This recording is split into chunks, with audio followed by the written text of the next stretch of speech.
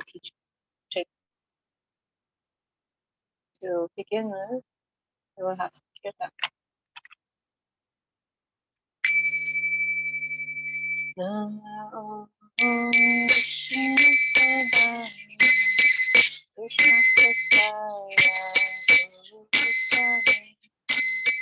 Srimati Bhakti Vedanta Swami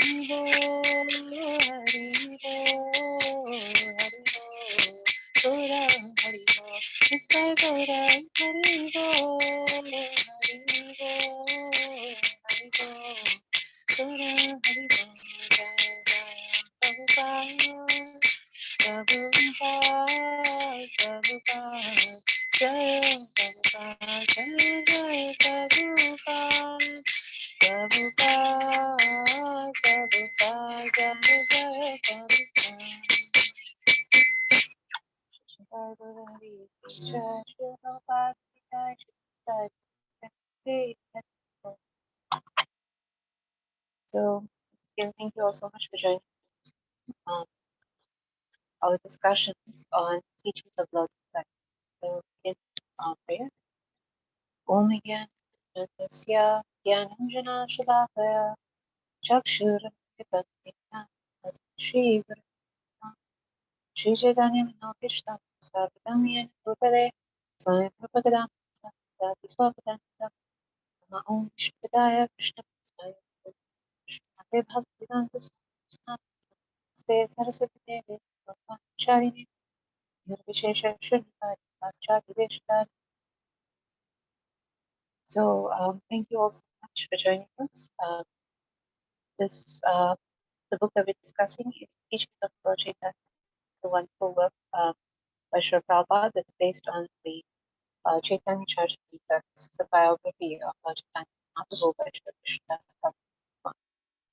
I pray for all your blessings and justice with these classes. We try to understand the teachings and aspects of Lord Chaitanya Mahaprabhu that try to serve him and help him. Today we're going to discuss the first part of the 8th chapter of the teachings of Lord Chaitanya, which is called the Avataras. It's a slightly longer chapter, so we're going to discuss it in 2 parts this week and this week as well. And this is the continuation of Lord Chaitanya Mahaprabhu's very wonderful and its teachings to Sanatana Goswami that we began a few weeks ago. So each week we're going to start with the invocation. This is the 18th verse of the first chapter of Chaitanya Charitamrita. Jai Jai Shri Chaitanya Jai Nityananda Jai Advaita Chandra Jai Bhaktivinoda Jai Jai Shri Chaitanya Jai Nityananda Jai Advaita Chandra Jai Guru Bhaktivinoda Jai Jai Shri Chaitanya Jai Nityananda Jai Advaita Chandra Jai Guru Bhaktivinoda. Translation is: Glory to Shri Chaitanya and Nityananda, glory to Advaita Chandra, and glory to all the devotees, Shri Gaura, Lord Chaitanya. Lord Chaitanya continued explaining to Sanatana Goswami about Lord Krishna's avatars or incarnations, which are his expansions come with material creation. The word avatar means one who descends from the spiritual sky. In the spiritual sky, there are innumerable Vaikuntha planets, and from these planets, the expansions of the Supreme Personality of Godhead come into this universe. In the last 2 weeks, we've been discussing that from Lord Krishna's immediate expansion, Lord Balaram comes Lord Narayan, and the Prabhava of the lost forms, or the 4-armed forms of Krishna, who then, of course, expand to more forms that of the Lord that occupy innumerable planets within the spiritual world. So, despite besides their wonderful pastimes and activities in the spiritual world, these forms of the Lord also descend to the material world whenever necessary. And when they come to the material world, they know as avatars. The first descent of the Supreme Personality of Godhead from the expansion of Samharsha is the first Purusha incarnation. So we explained last week that in the first fourfold expansion of Vasudeva, Pradyumna, Sankarshan, Pradyumna, and Anirudh, from Lord Sankarshan comes the Purusha incarnations. The 3 Purusha incarnations of Mahavishnu, Garbhodakshaya Vishnu, and Kshirodakshaya Vishnu. So although these lords are described as 3 personalities, they're actually the same Lord Vishnu, who is creating, maintaining, and destroying material creation. It is stated in the Srimad Bhagavatam, Canto 1, Chapter 3, verse 1, that when the Supreme Personality of Godhead descends as the first Purusha incarnation of material creation, he immediately manifests 16 elementary energies, known as Mahavishnu. He lies within the causal ocean, and it is he who is the original incarnation of the material world. Srimad Bhagavatam, Canto 2, Chapter 6, verse 42 states that he is the Lord of time, nature, cause and effect, mind, ego, the 5 physical elements, three modes of nature, the senses, and the universal form. He is the independent master of all moving and non-moving living beings in the material world. So we previously discussed that briefly, Mahavishnu lies down on this causal ocean and he breathes out all the universes. It's also described that the universes come out of the cause of his body. Then the second Purusha incarnation, Gaura Vishnu, enters into each of these universes and causes Brahma to be created. And Brahma is powered by Gaura Vishnu to perform the secondary creation from all the elements that the Lord has supplied to him. And then the third Purusha incarnation, Kshirodakshaya Vishnu, enters into all the beings that are created and actually every part of the material substance, right? The atoms, so that all the functions can be performed under his direction. So we're going to describe a little more about the process of creation here in detail. So Mahavishnu is lying down on this Karana causal ocean, and this ocean is actually emanating from the Lord Himself. This causal ocean is situated in a part of the spiritual sky called the Mahatattva. So I'm going to show you a description because this is easy to understand with the picture.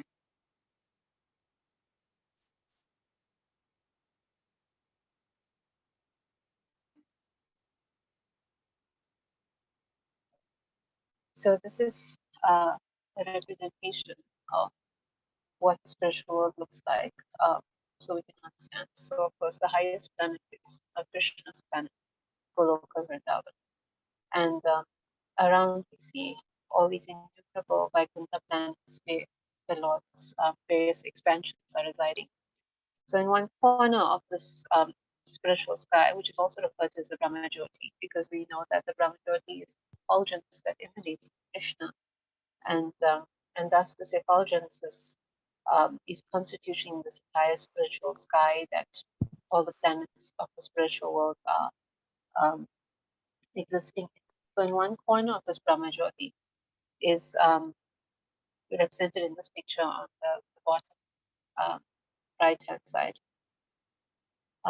It's actually your left hand side. We see that the area called the Mahatattva is where the causal ocean is situated. And that is where Mahavishnu is seen to be lying down, and all the universes are emanating from. And then in a small corner there, we see that Garbhodakshaya Vishnu is being represented lying down in one of those universes, giving rise to Lord Brahma. So this area called the Mahatattva is described by Srila Prabhupada to be a cloud in this huge spiritual sky. So we can imagine it like that. So in that cloud is this causal ocean. So we're going to discuss a little more about the Mahatattva in later paragraphs. So we'll just focus on causal ocean for now. This causal ocean is actually forming the border, as we see, between the material world and the spiritual world. The water of the Ganges is actually said to emanate from this causal ocean through the pastime of Lord Vamanadev's appearance day, which is today. So this is a very nice arrangement of the Lord so that we can discuss him. So he is one of Lord Krishna's Vaibhava Vilas, or two-armed Vaikuntha forms. And he becomes an avatar when he descends to the material world. And the great poet Jayadev Goswami writes of him, Chalaya se vikramane paladutavamna padana kanira janita janapavana keshavadrita vamana rupa jaya jagadisha hare. The translation is, O Keshava, O Lord of the universe, O Lord Hari, who have assumed the form of the dwarf Brahma, all glories to you. O wonderful dwarf, by your massive steps you deceive King Bali, and by the Ganges water that is emanating from the nails of your lotus feet, you deliver all beings within this world. So the history of Lord Vamanadev's appearance is that Bali Maharaj was a great king, but he was actually from a demon family, even though he was Vaishnava. The family of Prahlad Maharaj. Prahlad Maharaj was his grandfather. And he had it is described through the wrong company of being amongst demons. He had taken over the entire universe. Although he's a great devotee, it is not proper for demons to be ruling the universe. So the demigods prayed to um, the Lord to come and to set the situation right again. And so the Lord appeared as the son of Aditi and Kashyap. We know that they are parents of the demigods. So Lord Vamadeva is actually then the younger brother of Indra. Um, so Lord Vamanadeva had appeared as a dwarf Brahmin, and he went to Bali Maharaj and asked to he asked for a simple benediction of the steps of land. So Bali Maharaj gladly granted this. He was very charitable to the Brahmins. He was very captivated by this beautiful Brahmin child. And the Lord immediately expanded his body. And with his first two steps, he covered the entire universe. So we can see in this picture with the second step that is reaching all the way up to the coverings of the universe. He pierces the covering of the universe, and a few drops of water, which is obviously a lot to us, but this water trickles down, washing the lotus feet of the Lord. And this is the origin of the Ganges River, which flows down through the upper planetary systems to um, the Earth planet and also to the lower planetary systems as well. So now we will turn to our discussion of causal.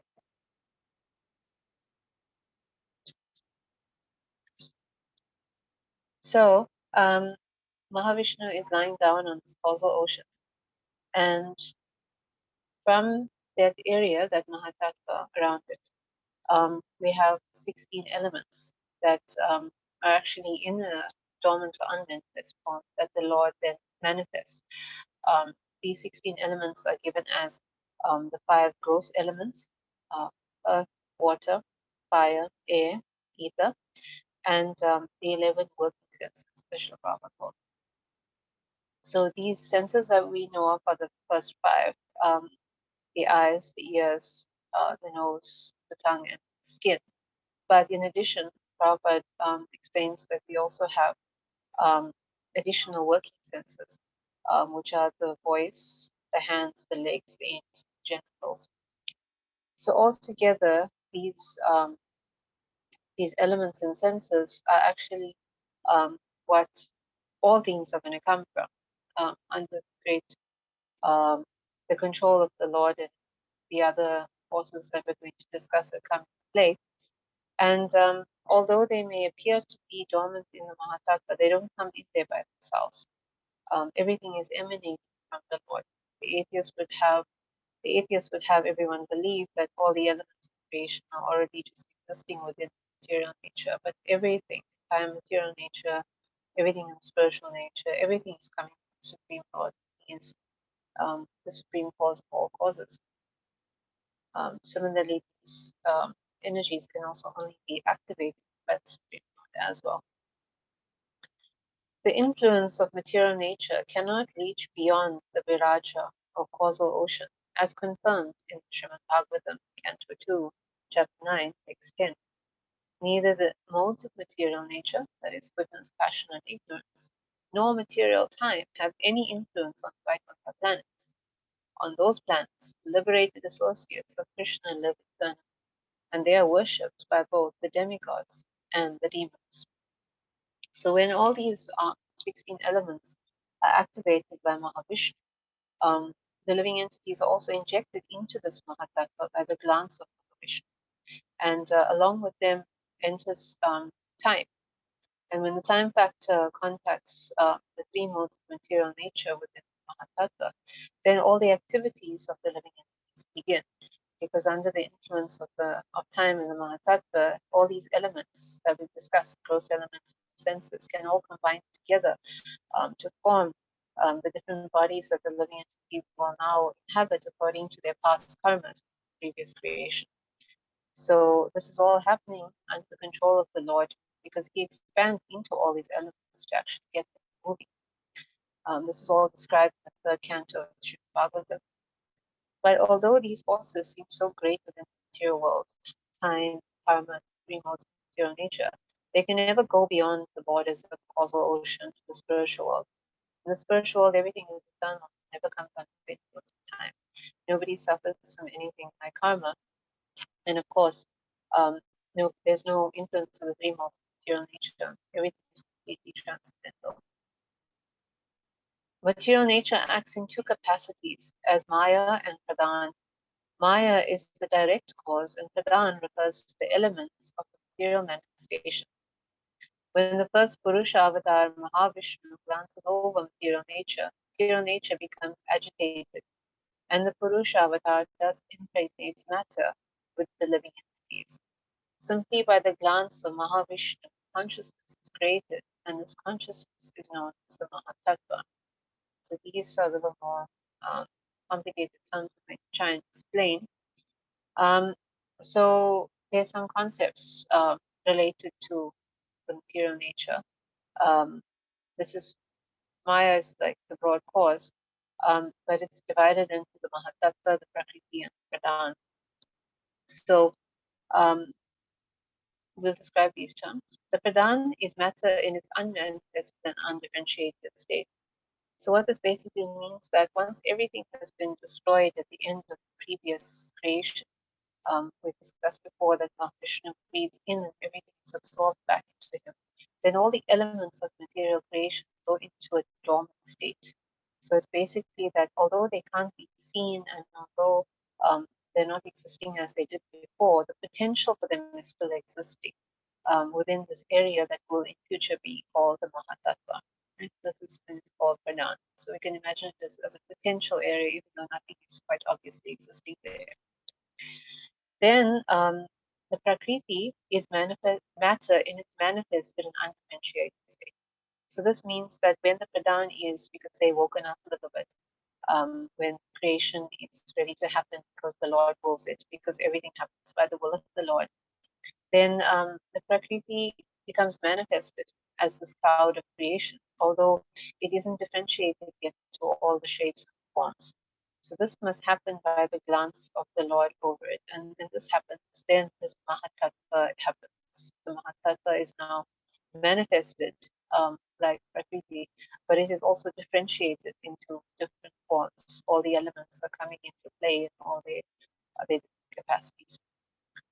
And that Mahatattva actually becomes conscious by this glance of Mahavishnu and is able to act under the Lord's direction of creation.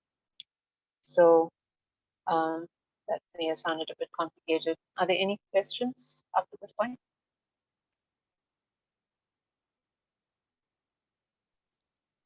Yes, Mataji, thank you. Okay, so we're going to go on. The predominating deity of the Mahatattva is Vasudeva. This created consciousness is then divided into three departmental activities according to the three gunas or modes of material nature. Consciousness in the mode of goodness is prescribed in the 11th canto of Srimad Bhagavatam. The predominating deity of this mode is Aniruddha. Consciousness in the mode of passion produces intelligence, and the predominating deity in this case is Pradyumna. He is the master of the senses. Consciousness in the mode of ignorance causes production of the sky and the ear. The cosmic manifestation is a combination of all these modes, and in this way, the innumerable universes are created. No one can count the number of universes.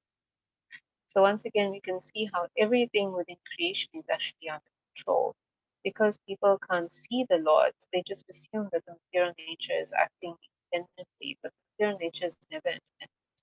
The Lord, in many ways, through his energies, his incarnations, we've read about Purusha incarnations, the Guna Avatars, um, and now we're reading about these Prabhava, the last forms of the Lord from the spiritual world. They're also controlling different aspects of the material world. So we actually touched on their roles from the fourth canto of Srimad Bhagavatam 2 weeks ago. So we'll recap in this current context.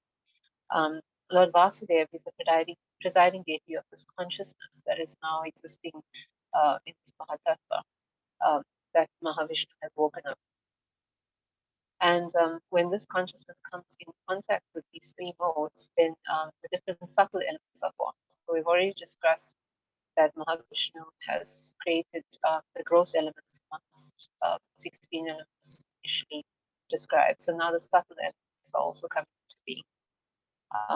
So that is the false ego that comes from contact with the mode of ignorance that is presided by Sankarshan. Intelligence it forms when consciousness contacts the mode of passion. This is presided by Lord Pradyumna. And when this consciousness of the Mahatattva comes in contact with the mode of goodness, then the mind is formed and presiding deity is Lord Ananda. These innumerable universes are produced from the pores of Mahavishnu's body. As innumerable atoms pass through the tiny holes in the screen, innumerable universes similarly emanate from the pores of Mahavishnu's body. As he breathes out, innumerable universes are produced. As he inhales, they are annihilated. All of the energies of Mahavishnu are spiritual. They have nothing to do with material energy. In the Brahma Samhita 548, it is stated that the predominating deity of each universe, Brahma, lives only during one breath of Mahavishnu. Thus, Mahavishnu is the original supersoul of all the universes and the master of all universes as well. So this verse that Srila Prabhupada has quoted, Yasyeka nishpasita kala matavalamya jivanti loma vilaja jagarantanata Vishnur mahansa iha yasya kala vishesho govindam adi purusham tamaham bhajan. The translation is Brahma and other lords of the mundane worlds, appearing from the pores of hair of Mahavishnu, remain alive as long as the duration of one exhalation of the latter, that is Vishnu. I adore the primeval Lord Govinda, of whose subjective personality Mahavishnu is the portion.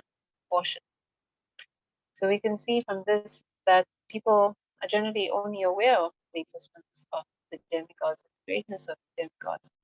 Yet the demigods themselves are so very subordinate to Mahavishnu. They exist just to carry out his orders. They come from him and they're annihilated by him as well. They don't actually have any supreme will of their own.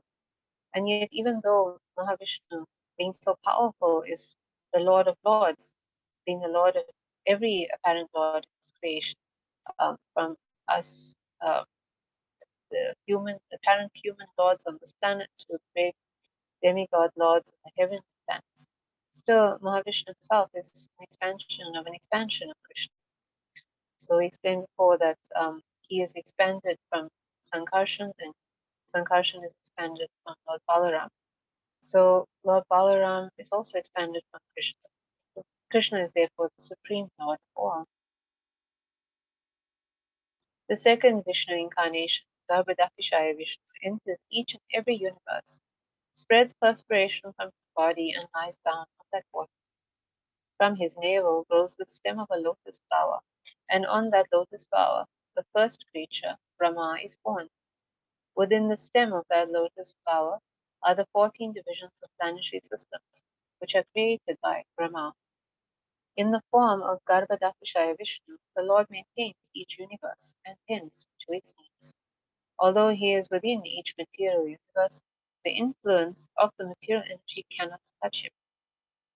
When it is required, this very same Vishnu takes the form of Lord Shiva and annihilates the cosmic creation. The three secondary incarnations, Brahma, Vishnu, and Shiva, are the predominating deities of three modes of material nature. So here, the Vishnu has been referred to amongst the secondary incarnations is Kshiradakshaya Vishnu. He comes from Garbhodakshaya Vishnu. The master of the universe, however, is Garbhodakshaya Vishnu, who is worshipped as the Hiranyagarbha soul. The Vedic hymns describe him as having thousands of kids. So again, we've discussed how Garbhodakshaya Vishnu will give rise to Lord Brahma, because the lotus that comes from the navel, the stem of the lotus that comes from his navel, will then lead to this lotus blossoming that is where Lord Brahma is born on. So he is the one who empowers Brahma with the creative power. Despite the fact that Garbhadaksha Vishnu seems to be within the material universe, he is never actually in that universe because he exists, you could imagine, in his own bubble of the spiritual universe where everything is like him, eternal, blissful, and full of knowledge. Everything around him is actually the material world. So he's never under the laws of material nature, he's never touched by material nature, he's never affected by it either. So from him are coming the guna avatars that explained here. We've already described how Lord Brahma comes from him, Kshirodaksha Vishnu, and then of course Lord Shiva as well. And we'll discuss a little more again about them in the later paragraphs. So Garbhadaksha Vishnu, being in each material universe, will give rise to everything within each material universe. And so it's also described in Srimad Bhagavatam that he takes that universal form from which everything then expands. So in that universal form, it's described that he has unlimited heads and limbs, and all the elements of creation are situated on him, as well as all the entities in creation and all the activities of creation. So Lord Krishna demonstrated this universal form to Arjuna on the battlefield of Kurukshetra, and this is what the 11th chapter describes. So although this universal form is one of the forms of the Lord, it's temporary because it's actually just manifested for the sake of creation. And when creation is over, this universal form is also over. The third incarnation of Vishnu, Kshirodaksha Vishnu, the incarnation of the mode, is the incarnation of the mode of goodness. He is also the super soul of all living entities, and he resides on the ocean of milk within the universe. Thus, Chaitanya Mahaprabhu described the Purusha avatars.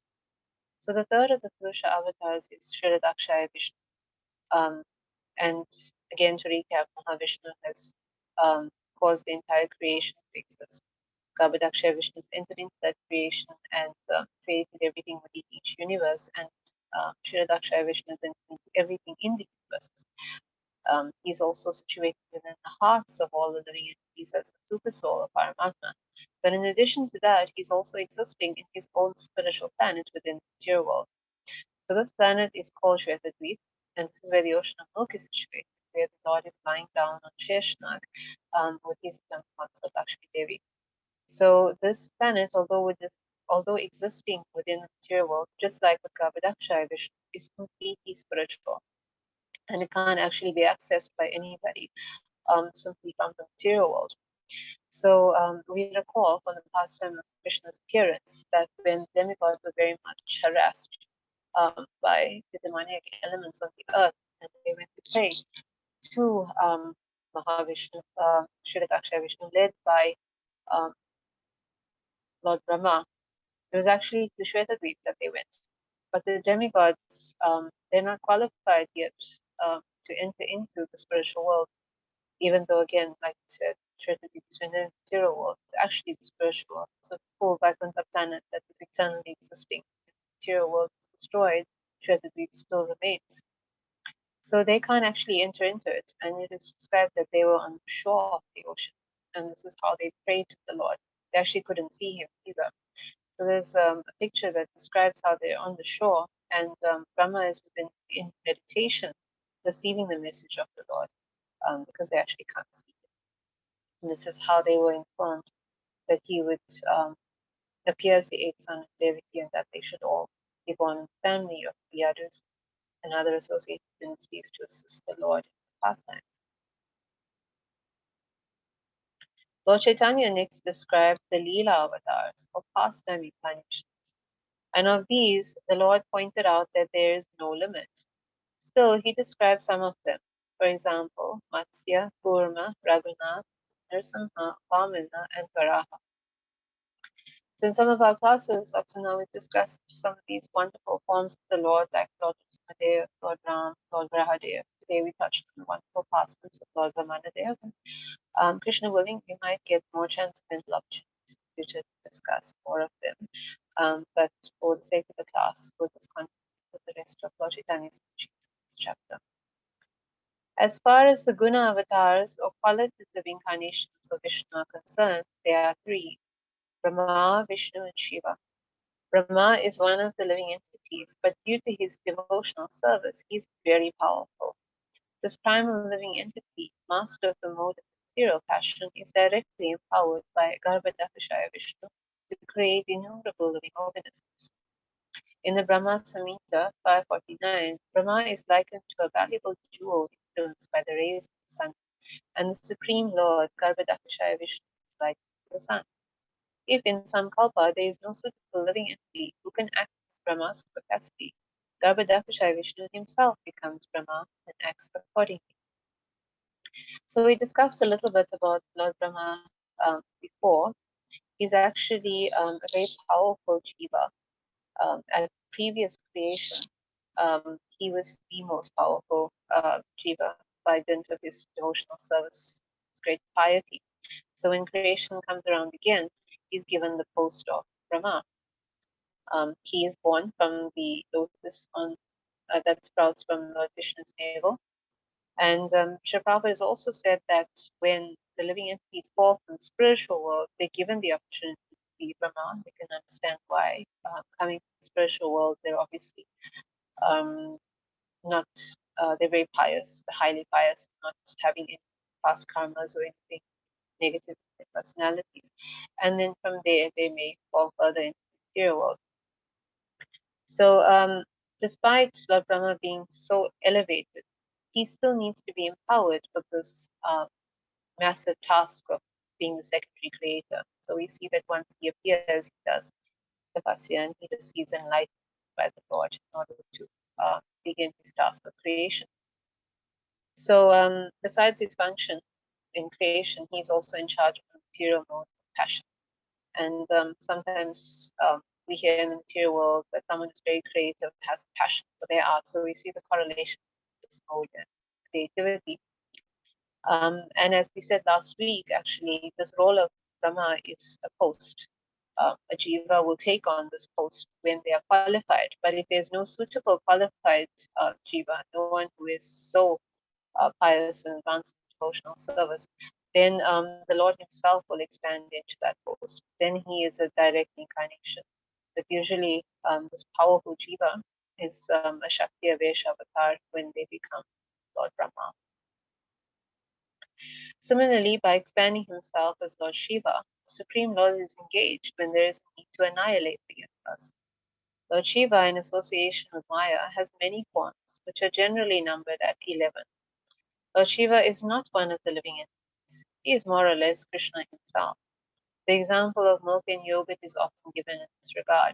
Yogurt is a preparation of milk, but still yogurt cannot be used as.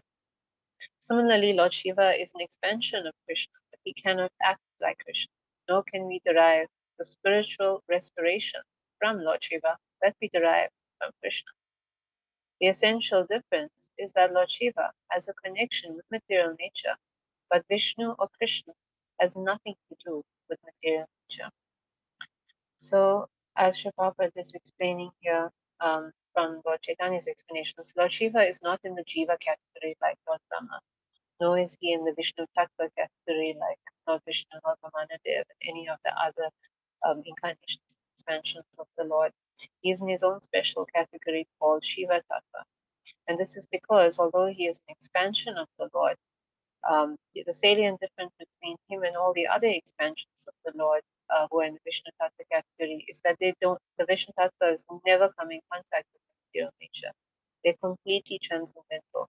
No matter how many times they may descend into material creation, they're always existing in their own, as we can understand it, this bubble of the spiritual energy that is with them and around them. They're never touched by the material nature. But Lord Shiva, for the purposes that he is been created by the Lord, he has to come directly in contact with the material nature, as which is his personal energy, Mother Durga. So this is how Sri Prabhupada gives us this nice explanation of milk and yogurt. That milk can be transformed into yogurt, but yoga can never go back into being both. So it can't carry out the functions of both. So in the same way, Lord Shiva can't carry out all the functions of the Vishnu tattvas, nor can he grant liberation from the material world. This can only be granted by Krishna. Lord Shiva can carry out the functions that Krishna empowers him to do.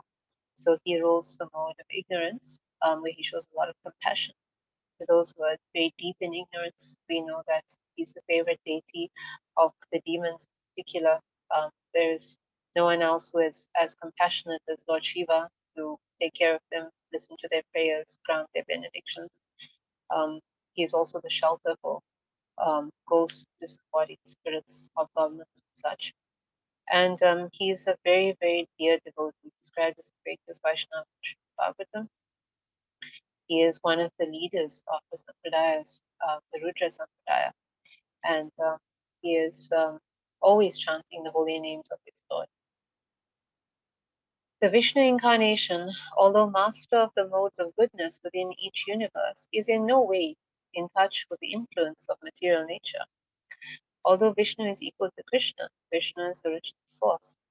Vishnu is a part, but Krishna is the whole. This is the verdict of the Vedic literature. The Brahma Samhita 546 gives the example of an original candle which lights a second candle.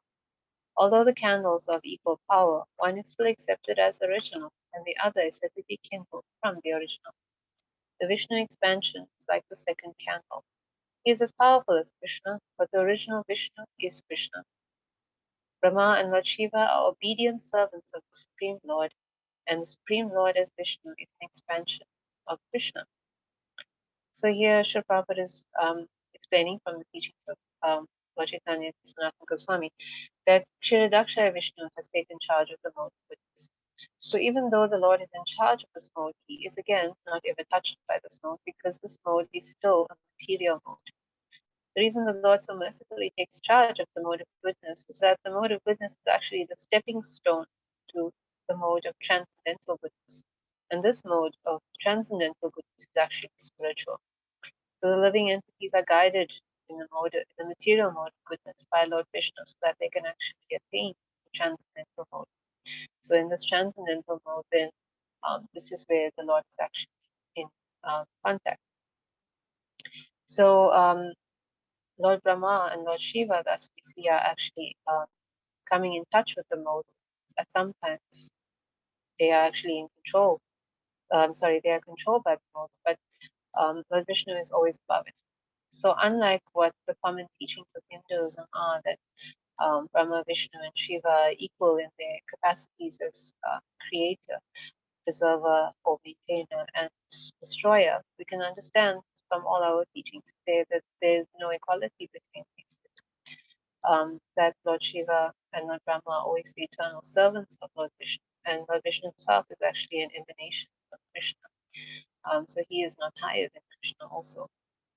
Krishna is always described as the original source of all incarnations, and whereas they all have the unlimited power of the Lord, he is still, of Krishna, he is still the supreme amongst all incarnations, all expansions. After describing the Leela and Guna avatars, Sanatana Goswami, Lord Chaitanya explained the Manvantar avatar, incarnations associated with the Manus. He first stated that there is no possibility of counting the Manvantar avatars. 14 Manus appear in one kalpa, or day of Brahma, and for each Manu, there is a Manvantar avatar. It is calculated that each day of Brahma lasts 4,320 billion Earth years, and Brahma lives for 100 years on the scale. Thus, if 14 Manus appear in one day of Brahma, there are 420 Manus during 1 month of Brahma, and during 1 year of Brahma, there are 5,040 Manus. Since Brahma lives for 100 of his years, it is calculated that there are 500,000 Manus manifested during the lifetime of one Brahma. Sorry, I think that's 504,000. Quite big numbers. Since there are innumerable universes, no one can imagine the totality of the Manvantar incarnations. Countless universes are produced by the exhalation of Mahavishnu. and thus no one can begin to calculate how many manus are existing at one time. So we're going to touch a bit on Vedic time in order to understand this better. We know that Brahma is living for 100 of his years. So this is equal to one exhalation of Mahavishnu. We explained that when the Lord exhales, all the universes are created. So when he inhales, creation has come to an end. Then Brahma dies and everything is inhaled back to the body of the Lord. So just one day of Brahma is equal to 4,320,000,000,000 our Earth years. So to get a month, of course, which is 30 days, we multiply this astronomical figure by 30. And to get the duration of this year, we then divide that figure, we then multiply that figure by 12. And then to get the duration of his lifetime, we multiply that by 100 for 100 years. So we can see that Brahma lives for a very long time, which is quite amazing to us. But if we think that all this time Mahavishnu has been exhaling out, that's even more amazing. So again, it's the transcendent power of Mahavishnu. So going back to Brahma, in a single day of his, which again we said is 4,320,000,000,000 years, in that day, which is also called a kalpa, we have 14 manvantars. So it's the time period. So if we take that 4,320,000,000,000 divided by 14, we get approximately 3 billion Earth years. Right? So 3 billion Earth years times 14, day of Brahma. So in this one period of 3 billion years, it's called a manvanta, a time period. So Brahma's whole day is divided by 14 to these 14 time periods called manvantas. So this is important because within each manvanta, there's actually, it's almost like a mini creation going on in terms of personalities who are coming and going. So there'll be a Manu who will give rise to mankind in each manvanta, and he'll also be accompanied by an Indra. So Indra being a post, somebody will occupy the post of Indra within that manvanta. There's the 7 rishis. So 7 sages will then occupy the post of 7 rishis. The kings who will all be the sons of Manu will all come into being from Manu, and the Lord himself will appear within that manvanta. So the Manus are empowered incarnations of the Lord, but the Lord himself is also appearing. So in that time period, this manvanta, all of this is going on. And when that manvanta ends, then all these personalities disappear, and the next manvanta begins, and a new progenitor of mankind, that is, a new Manu takes over. And so we have all the deities and the Lord's incarnation. This is going on all the time. So that's why the Lord is explaining that these are impossible to count, because we have 14 in each day of Brahma. And of course, we know how many days he lives for. We know how many years he lives for. And then we know there's actually countless Brahmas in all the universe. So there's countless Manvantara avatars that are appearing all the time. Each Manu is known by a different name. The first Manu is Swayambhuva, and he is a direct son of Brahma. The second Manu, Swarajisha, is the son of the predominating deity of fire. The third Manu is Uttama, and he is the son of Priyava. The fourth Manu, Tamasa, is the brother of Uttama, as is the fifth Manu, Raivata. The sixth Manu, Chakshusha, is the son of Chakshusha. The seventh Manu is Vaivaspata, and he is the son of the sun god. The eighth Manu is Savarni, and he is also a son of the sun god, born of a wife named Chaya. The ninth Manu, Daksha Savarni, is the son of Varuna. The 10th Manu, Brahma Sarvani, is the son of Shloka. The 4 other Manus are Rudra Sarvani, Dharma Sarvani, Deva Sarvani, and Indra Sarvani. So Lord Chaitanya is actually explaining then who are these 14 Manus that are going to be existing within this day of Brahma that we are all currently existing in. So as we said, this day is divided into 14 manvantas, and the Lord has given all the names of these 14 manvantas, the Manus in each, ruling each manvanta, and we are currently existing in the 7th manvanta. And the the Manu of this Manvantara is called Vaivaspata. So he is the son of the sun god, because Manu is also a post, like the post of Brahma. So some great soul that is highly advanced with spiritual life, very pious, is born into a great family.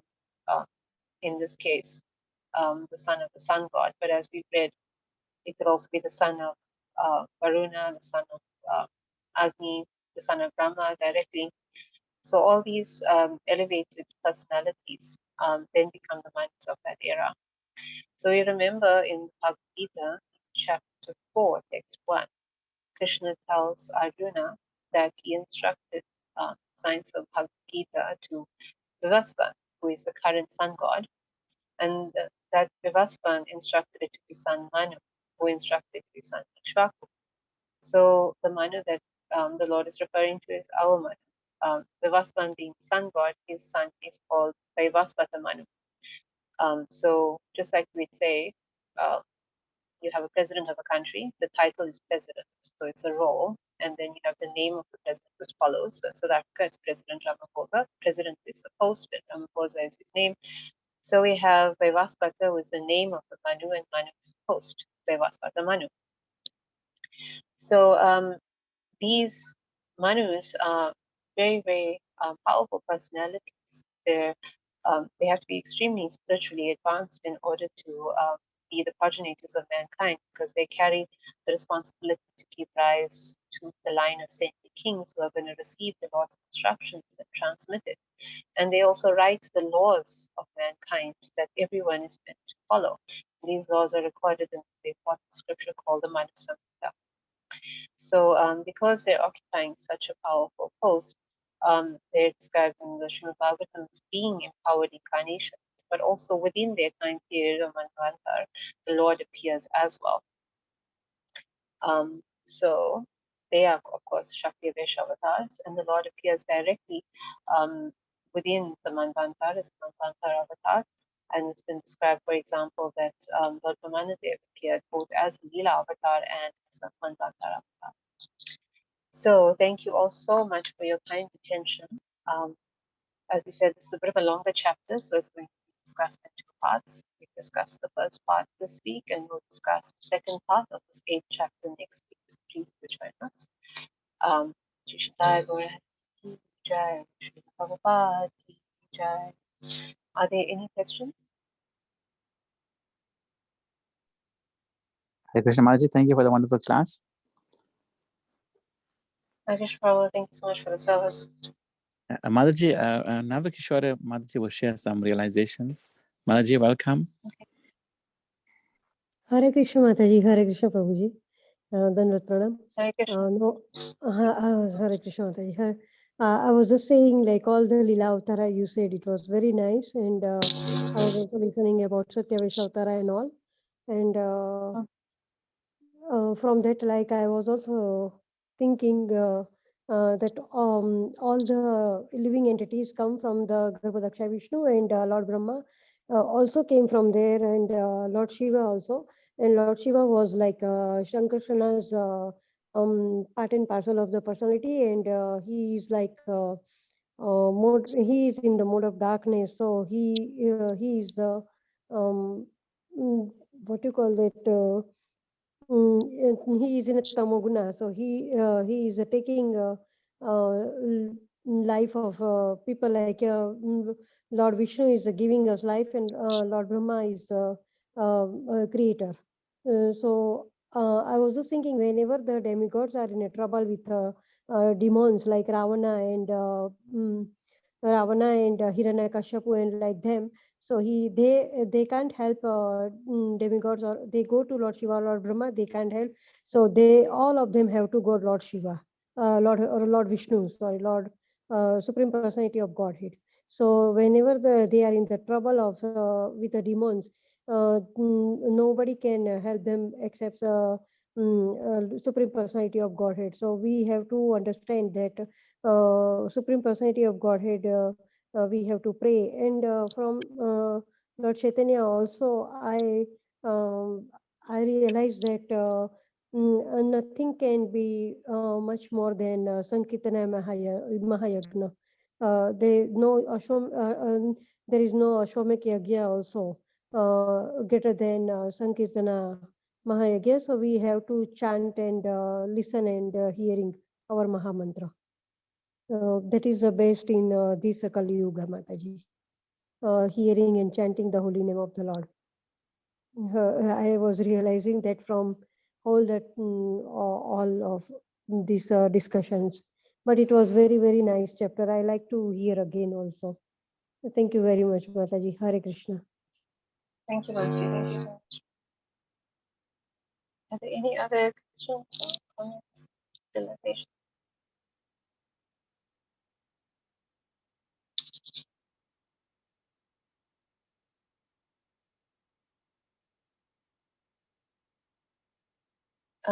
So, today, besides being the most wonderful appearance day of Brahmana, it's actually the holy appearance day of Srila Jiva Goswami. We've discussed Srila Jiva Goswami's wonderful pastimes and activities in our previous classes, but to recap, he's one of the 6 Goswamis of Vrindavan, the illustrious torchbearers of Lord Chaitanya's teachings. He is the nephew of Srila Rupa and Sanatana Goswamis, and he was initiated by Srila Rupa Goswami. He joined the Goswamis in Vrindavan, and he was actually the most prolific of the writers amongst the 6 Goswamis. It said that he wrote 500,000 Sanskrit verses. It's quite amazing. And his literatures are treasures of Sanskrit grammar and devotion to the Lord. And he also took over from the 6 Goswamis after their disappearance, and he became the leader of the Vaishnavas and supervised the distribution of their literatures to other parts of India.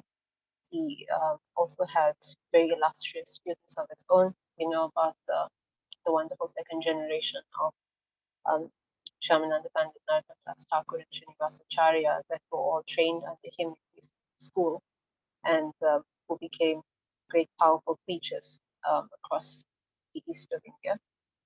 And he also established Radha Damodar Temple that is described as the spiritual center of the world at the time, where Sri Prabhupada actually left for India, gained a lot of inspiration for his preaching.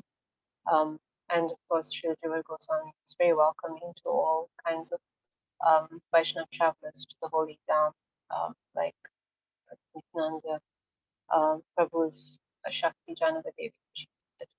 So we glorify him on his appearance day today, and tomorrow's the appearance day of Srila Bhaktivinoda Thakur. Srila Bhaktivinoda Thakur is known as the 7th Goswami because of his prolific writings. He is the Param Guru of Srila Param Guru of Srila Prabhupada. Actually, he pioneered the idea of spreading Krishna consciousness movement all over the world. He actually revived it within his time. And we owe so much to him for his vision of seeing people of different cultures and races, backgrounds coming together to chant the holy name. He also first discovered the yoga appearance place of Lord Chaitanya, set the ideal example for Grihastha and Krishna consciousness. So, on going on the theme of Atmanivedanam, which is what Pali Maharaj in the pastime of Lord Brahmana, they're taking everything away from him. Atmanivedanam is complete surrender to the Lord. There's a bhajan with the name Atmanivedanam about surrendering everything to the Lord self by Bhaktivinoda Thakur. So we'll sing that bhajan today.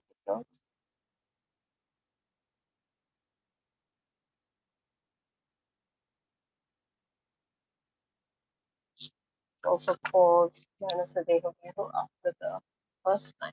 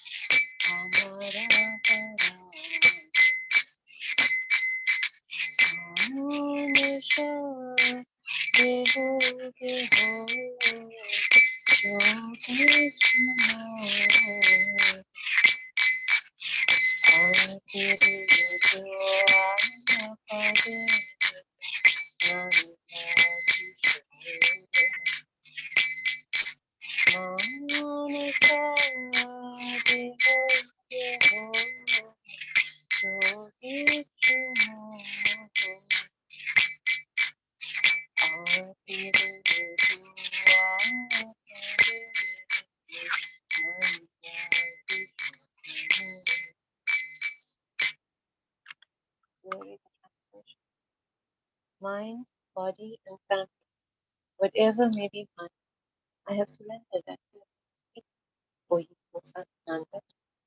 In good fortune or in bad, in life or at death, all my difficulties have disappeared by choosing those feet of yours as my shelter.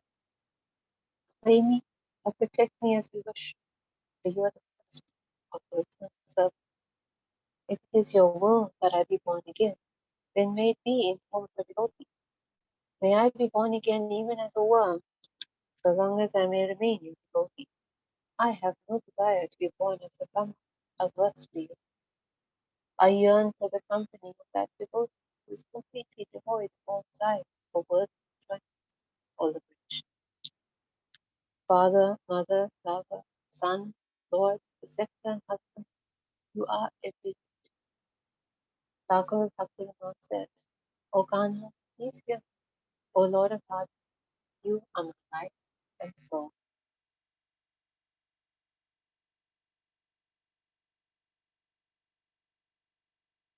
So thank you all again so much for your kind attention. Please do join us next week. Bless you all with your devotion to His lotus feet. Shri Shankar Ki Jai, Shri Prabhupada Ki Jai, Bhagavan Dev Ki Jai, Shri Jiva Goswami Ki Jai, Shri Bhaktivinoda Thakur Ki Jai, Swami Bhaktivinoda Ki Jai, Shri Shanatan Gaura Ki Jai. Thank you all so much. Hare Krishna.